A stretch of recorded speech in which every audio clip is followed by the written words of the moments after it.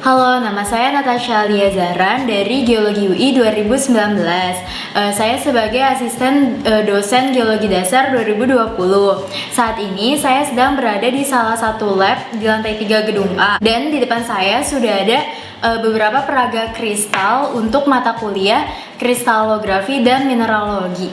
So today I would like to explain you the crustal deformation and mountain building. So here we go. First, we got the definition of rock deformation. So, what is rock deformation? Rock deformation is the changes in shape and position of a rock as a response to a differential stress. And the result of this stress is what we call the strain, which includes some geological structures such as fault, and joints. There are two types of stress. The first one is confining pressure, when stress is applied uniformly in all directions, and the second one is differential stress, when stress is applied unequally in different directions. The differential stress is divided into three types. The first one is compressional stress that squeeze a rock mass and often associated with convergent plate boundaries. And the second one is tensional stress that pulls apart rock bodies and often associated with divergent plate boundaries. And the last one is shear stress that involves the movement of one part of a rock bodies past another. And we got types of deformation. So there are three types of deformation. The first one is elastic deformation. So this deformation is just like a rubber band. So if you stretch it, it will snap back to its original size when the stress is removed. And the second one is brittle deformation. So when the elastic limit of a rock is surpassed, the rock either bends or breaks just like a glass object.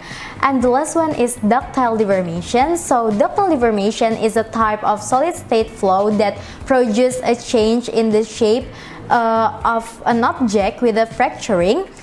So in daily life, it's like a clay, Play-Doh, just like that.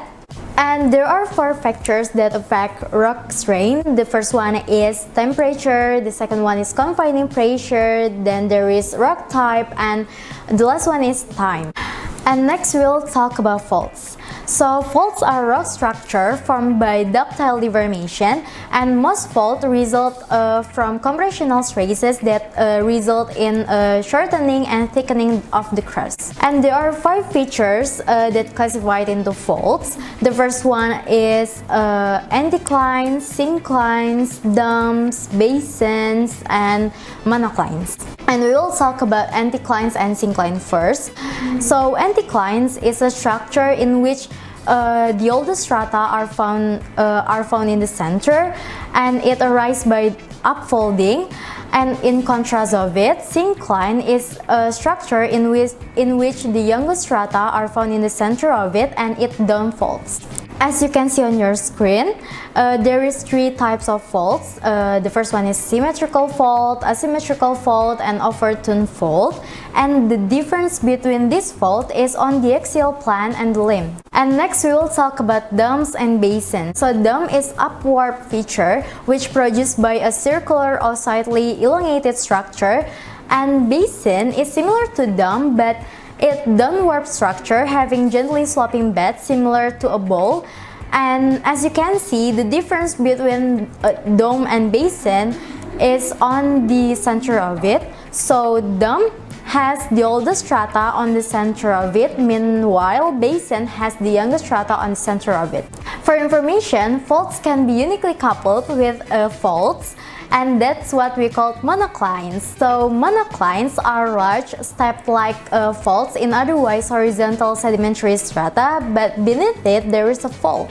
And next we will talk about faults and joints. So faults and joints are rock structures formed by brittle deformation, and the fault itself divided into two types. The first one is deep slip fault, and the second one is strike slip fault. We will talk about the deep slip fault first. There are three types. The first one is normal faults. So normal fault is when the hanging wall block moves down relative to the footwall blocks, and in contrast of it, reverse and thrust fault is when the hanging wall blocks move up relatively to the footwall blocks.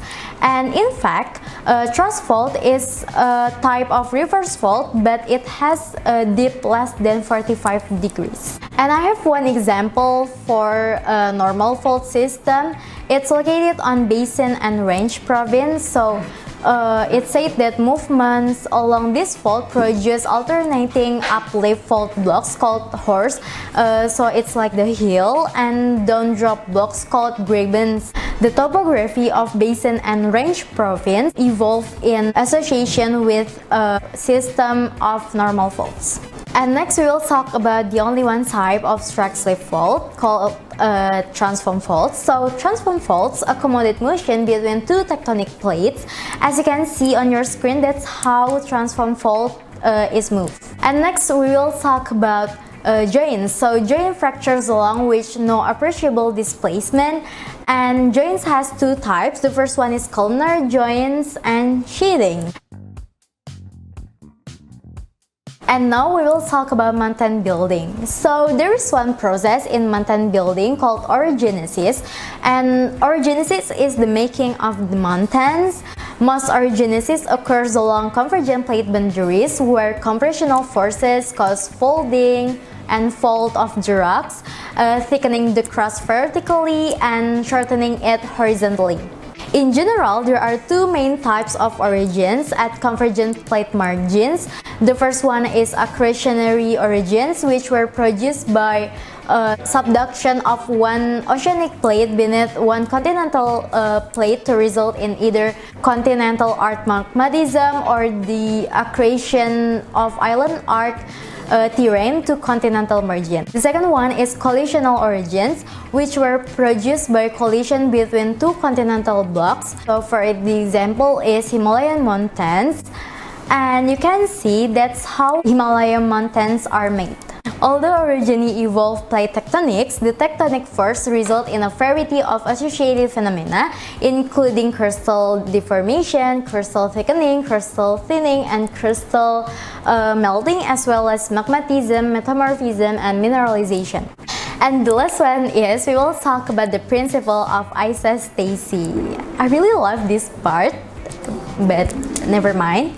So isostasy is the principle that the elevation of the crust can change in accordance with gravitational balance. So if additional weight is placed on the crust will sink into the mantle until it comes to equilibrium with the extra load.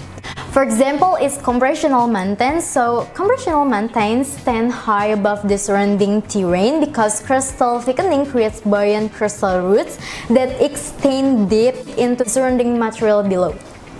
And the process of establishing a new level of gravitational balance by loading or unloading is called isostatic adjustment. And that's it from me for today. Thank you very much for your attention. Wassalamualaikum warahmatullahi wabarakatuh. Dadah!